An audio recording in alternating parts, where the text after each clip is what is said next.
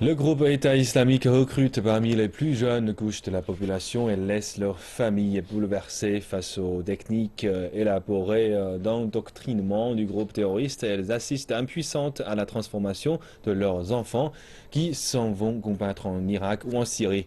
Un homme politique jordanien qui a perdu son fils de cette façon s'est engagé dans une lutte sans merci contre le groupe terroriste. Mohamed Dalaïn avait pourtant un avenir prometteur. En troisième année de médecine, ce jeune homme dont le père était un député respecté au Parlement de Jordanie venait d'une famille influente du pays. Mais en juin dernier, Mohamed a abandonné ses études avant de rejoindre la Turquie et de couper tout contact avec sa famille. Le groupe État islamique attire les jeunes gens via les médias sociaux et les convainc qu'en se joignant à leur action, ils suivent le véritable chemin de l'islam et qu'ils iront au paradis. Ils leur font croire que la Syrie, l'Irak et la région pratiquent un islam dévoyé, qu'ils ne sont pas de vrais musulmans et que le groupe État islamique seul possède la vérité. En août dernier, Mohamed envoya un message final à son père via Facebook disant qu'il partait combattre et devenir un martyr.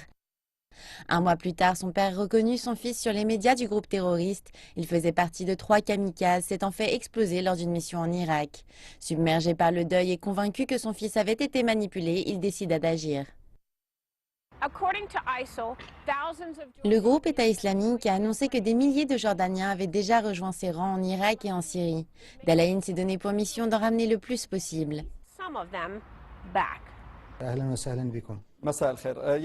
Utilisant les mêmes plateformes de médias sociaux que les terroristes, il s'adresse aux jeunes Jordaniens et à leurs familles. Il leur demande de ne pas rejoindre le groupe État islamique ou s'ils l'ont déjà fait, leur promet qu'il les aidera à en sortir. Je leur parle comme un père, je leur explique à quel point la mort de mon fils a meurtri notre famille. Je fais également appel à leur morale religieuse et leur explique que l'islam condamne le fait de trahir ou de blesser ses parents, que s'ils veulent être un bon musulman, ils ne peuvent trahir leur famille. Sa stratégie a porté ses fruits et il a ainsi sauvé de nombreuses vies, y compris celle d'une femme. Malgré les menaces de mort du groupe État islamique, la volonté de Mazen Dalaïn est inébranlable. Il explique qu'il le doit à la mémoire de son fils.